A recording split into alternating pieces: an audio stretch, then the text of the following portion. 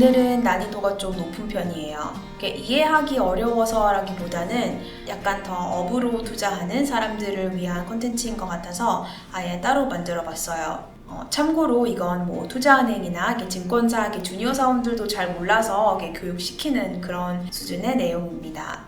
헤지펀드에서는 하루 내내 이런 공시자료 정말 몇천 페이지씩 읽고 뭐 분석하고 모델링하는 게 일이기 때문에 당연히 알아야 되는 것들이지만 이제 막 시작하는 신입이거나 이런 걸 잘 모를 수 있는 이런 주니어들은 뭐 운 좋게 뭐 좋은 착한 사수를 만나서 그 사수가 다 뭐 일일이 가르쳐 주는 경우도 있지만 그게 아닌 대부분의 경우는 직접 이 SEC 자료의 바다에서 헤매면서 직접 부딪혀가면서 터득하게 되는 그런 내용입니다. 혹시 이 공시자료 기본편을 보지 않으신 분들은 먼저 그것부터 보시길 추천합니다. 그리고 오늘 다룰 내용은 일단 SEC Forms 3, 4, and 5 그리고 Schedule 13이라는 것도 있는데 이것도 종류별로 13D, 13G, 그리고 13F라는 파일링이 있어요. 그리고 Definitive M14A, otherwise known as a merger proxy, 그리고 Form 10.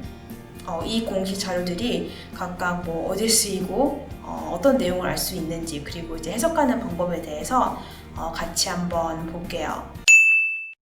이건 이제 해당 기업의 인사이더들, 경영진이나 뭐 오너 패밀리 혹은 뭐 이사회, 뭐 임원들 이런 사람들이 이 자기 회사 자사 주식을 사고 파는 것에 대한 내용이 나와 있는 공시예요.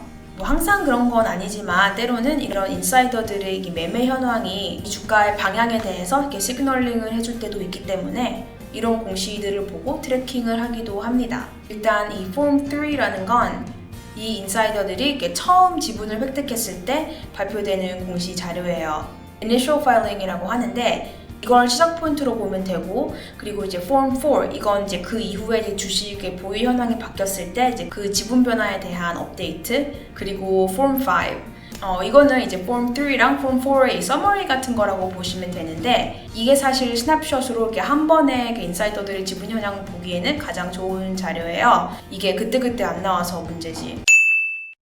13D, Schedule 13D라는 게 있는데 이게 다른 말로 Acquisition Statement라고도 해요. 이게 뭐냐면 이 equity owners 중에서 이 해당 주식의 지분을 5% 이상 보유한 개인이나 기관의 경우에는 그 자기 주식 매매 현황에 대해서 10일 이내에 반드시 공개를 해야 돼요. 그리고 여기엔 이 5% 이상 지분을 보유한 뭐 개인, 뭐 펀드, 기관 이들에 대한 신상 정보가 정말 자세하게 나와 있어요. 뭐 어디 사는 누구이고 뭐 하는 사람이고 어떻게 자금 조달을 했는지 이 5% 이상 지분 소유를 어떻게 하게 됐는지 그리고 만약에 펀드를 통한 지분 매입이었다면 이 펀드에 대한 자세한 정보도 나와 있어요. 그리고 이제 13G라는 폼이 있는데 이건 13D하고 같지만 훨씬 더 간소화된 형식의 SEC 폼이거든요. 이건 역시 이제 5% 이상 지분을 갖고 있는 equity holders가 반드시 파일링 해야 되는 공시인데 이 SEC 규정에 따라서 뭐 회사에 경영 개입을 한다든지 이 보유 지분을 통해서 뭐 이런 식으로 해당 기업에 영향력을 행사할 의도가 전혀 없음을 증명을 해야 되고 이 SEC 룰 그대로 보면 5% or more equity holders with no intention of influencing control of the issuer. 큰 기관들의 경우에는 이 13G라는 훨씬 더 간소화된 공시로 지분 공개를 할 수가 있어요. 자, 예를 들어서 하나를 같이 볼게요. 예를 들어 이 CZR 공시를 보면 이렇게 최근에 이 13G 공시가 많이 있는데 이게 이미 이제 5% 이상 지분이 있는 자격 요건을 갖춘 기관들이 이게 추가로 더 매수한 이제 내역들이에요. Canyon Partners, Senator Group 얘네를 보면 이게 다 이제 부동산이나 부동산 관련 기업에게 투자를 하는 업계에서 되게 유명한 헤지펀드들이거든요. 그리고 다른 이제 꼭 굳이 헤지펀드 아닌 이제 큰 기관들을 보면 자산운용사 뭐 이런 애들도 있는데 여기 보면은 이제 PIMCO 그리고 뱅가드가 있네요. 참고로 아무래도 이제 지금 M&A 상황에 놓여서 그런지 이제 엘도라도 이 ERI 공시를 보면 똑같은 펀드들이랑 기관들이 13G를 파일링한 걸 볼 수 있습니다. 이들이 이제 피인수기업인 Caesars 지분도 보유하고 있고 그리고 이제 인수기업인 엘도라도 지분도 대량 보유하고 있다는 건데 정말 이만큼 헤지펀드들이 눈독 들이고 있는 회사가 또 있나 싶어요. 이거는 아마 이제 일반 투자자들분들도 이제 관심이 있으면은 많이 찾아보게 되는 공시 자료인데, 이게 뭐냐면, 이게 자산 규모가 $1 million 이상인 모든 기관들은 이제 반드시 공시를 해야 되는 이런 폼이에요. 주로 뭐 은행, 보험회사, 투자회사, 뭐 투자자문회사, 그리고 뭐 연기금, 뭐 이런 큰 기관들이 당연히 여기에 속하죠. 자기가 관심 있는 이제 팔로우하고 싶은 헤지펀드들의 개별 종목에 대한 이 지분 현황을 파악하고 싶을 때 참고할 수 있는 공시 자료예요. 뭐 우리가 흔히 말하는 뭐 칼 아이컨이 뭐 무슨 회사 지분을 뭐 몇 프로 획득했다, 이런 식의 정보가, 이런 뉴스들이 결국에는 이 13F 공시를 통해서 알 수 있는 자료들이거든요. 그러니까 이제 궁금하시면 이 13F를 직접 찾아보시면 됩니다. 다만 이게 한 가지 단점이 있는데, 이게 실시간 정보가 아니라 분기 말 이후 45일 이내에만 이제 공시를 하면 되는 자료이기 때문에 그래서 이제 일반인들이 알고 싶어 하는 타이밍보다 한참 늦게 공개되는 편이긴 해요. 그래도 뭐 이제 웬만한 거 공개하기 정말 싫어하는 이 헤지펀드들 이 지분 매입, 뭐 매도 상황을 알 수 있는 이제 유일한 공시이기 때문에 이만한 뭐 프라이머리 소스도 없어요. 사실 이제 이 헤지펀드 세계가 하도 좁아서 누가 움직이기만 하면 이 정보가 다 도는데, 그런 건 이제 당연히 공개 안 되고 이제 일반인들은 알 수가 없고요. 뭐 예를 들어서 제가 뭐 저 헤지펀드 요새 뭐 투자했나 이제 알고 싶으면 그냥 제가 그 다른 펀드에서 일하는 그 친구 혹은 뭐 지인한테 그냥 전화해서 너네 요즘 뭐 그거 들어갔어? 뭐 그 포지션 청산했다며, 그냥 이렇게 전화해서 그냥 물어보면 되고요. 그리고 그런 릴레이션십이 없는 경우라면 뭐 그래도 이제 업계 내에 이제 떠도는 루머라는 게 있고, 거의 기정사실인 뭐 그런 식으로 정보가 다 도는데, 아무튼 일반인들이 이제 헤지펀드 지분에 대해서 알 수 있는 가장 빠르고 정확한 이 소스가 이 13F예요. 관심 있는 기관들이 어떻게 움직이는지 알고 싶으면 이 13F 공시를 찾아서 보시면 됩니다. 좀 많이 늦긴 하지만 어쨌든 이제 매 분기마다 이제 공개가 되니까. 이게 바로 제가 지난 그 기본편 영상에서 Definitive 14A하고 헷갈리면 안 된다고 했던 그 자료예요. Definitive M14A예요. 이거는 Merger Proxy. 이게 뭐냐면 말 그대로 회사가 이제 M&A, 인수합병을 하는 혹은 뭐 당하는 상황에 놓였을 때 인수회사, 피인수회사 이제 둘 다 각각 이제 파일링 해야 되는 공시 자료인데, 여기에 이 해당 M&A 딜에 대한 모든 정보가 거의 다 들어 있어요. 왜냐면 이제 M&A 상황에서 이제 shareholder voting이 있어야 되는데, 주주들 입장에서는 이 딜에 대한 이해를 완벽하게 해야지 이제 shareholder voting을 제대로 할 수 있는 거기 때문에 정말 많은 이 딜 관련 정보를 담고 있어요.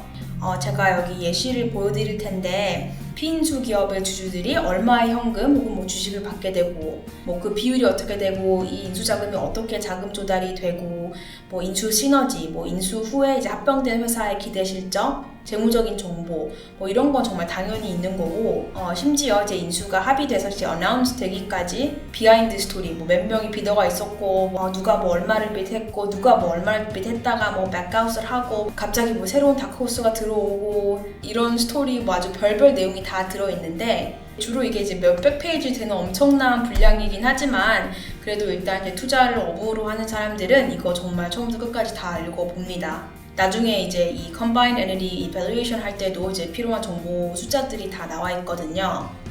그리고 사실 꼭 일 때문 아니더라도 읽다 보면은 이 스토리텔링이 많아서 재밌어요. I promise 재밌어요. 재밌을 거예요.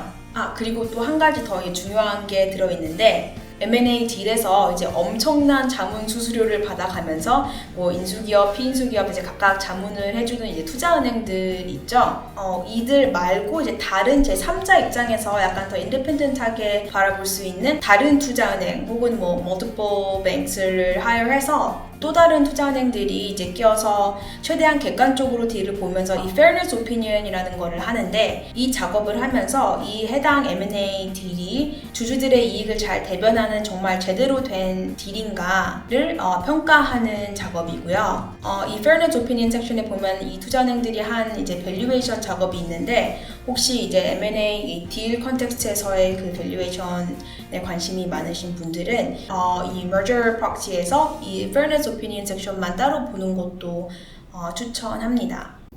자, 여기까지 하면 이제 벌써부터 지겨워서 끄고 싶으실 텐데, 하나 나왔어요, 하나. 업계에서는 그냥 줄여서 Form 10이라고 해요. 이건 이제 기업 분할, 회사가 스핀오프를 하면서 새로운 회사가 설립이 되고 그 과정에서 새로운 주식 발행을 할 때 공시되는 자료인데, 일단 회사가 기업 분할을 하는 이제 배경을 보면 왜 스핀오프를 하는가를 보면 아무래도 이렇게 따로 분리된 이제 각자 다른 두 회사의 가치가 기존에 하나였을 때, 한 회사였을 때의 가치보다 더 크기 때문에 기업 분할을 단행을 하죠. 이 스핀오프 과정에서 오는 이 value creation, 여기서 오는 이 가치 차익에 대한 수익 실현의 기회가 엄청나기 때문에 특히 헤지 펀드들이 항상 관심 있게 바라보는 이 corporate event 중에 하나입니다.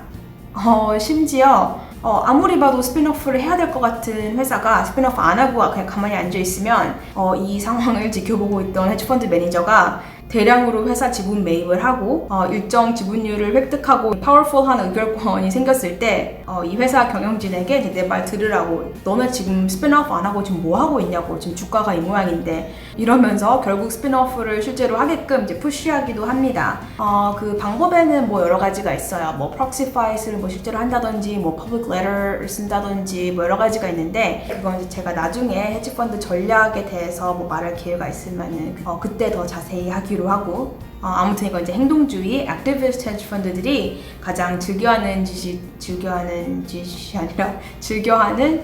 전략 중에 하나입니다. 그래서 이 Form 10이라는 거는 이게 스핀오프를 통해서 새로 설립된 이 스핀 엔티티, 이 새로운 회사가 주체가 되어서 공시하는 자료인데, 여기에 스핀오프를 한 이유, 뭐 그 프로세스, 그리고 이제 프로포마 파이낸셜스라고 해서 만약 기존 회사가 처음부터 각각 다른 두 개의 독립적인 엔티티였다면 지난 몇 년간 재무적 상황이 어땠을까, 이 가정하에 계산되어 있는 이제 각각 두 회사의 재무제표들이, 추정 재무제표들이 나와 있고요. 앞으로 이 스핀오프 된 회사가 어떻게 운영될 건지, 경영진은 뭐 누가 되고 뭐 어떻게 운영될 것이며, 얼마만큼의 새로운 가치를 실현하고 그게 그 주가에 어떻게 반영될 것인지에 대한 분석이 경영진 입장에서 분석이 아주 자세히 나와 있습니다. 참고로 이건 이제 리츠 주들의 아주 흔한 탄생 비화인데요. 부동산을 대량 소유하고 있는 이제 부동산이 이제 사업의 일부분인 대부분의 회사들의 경우에는 이 메인 사업에서 이제 부동산 부분만 스핀오프해서 따로 리츠를 만들고 그 리츠를 상장시키는 방법을 자주 쓰는데, 그렇기 때문에 리츠들이 주로 이런 기업 분할의 산물인 경우가 많고요. 리츠가 처음 설립됐을 때부터 계속 뒤로 가서 가장 첫 공시 자료를 보면은 이 Form 10인 경우가 많아요. 자, 여기까지입니다. 오늘은 지난번 커버했던 그 기본편에서의 공시 자료들이랑 오늘 커버한 이 모든 공시 자료들, 이것들만 제대로 잘 알고 있어도 관심 있는 이 퍼블릭 컴퍼니에 대한 이 정보는 뭐 거의 꿰뚫고 있다고 보면 됩니다. 흔히 접하게 되는 그런 공시 자료가 아니니까 좀 어려우실 수 있는데, 남들보다 좀 더 많이 알고 이제 깊이 파고 싶다라는 분들에게는 유용할 거예요. 도움이 되셨길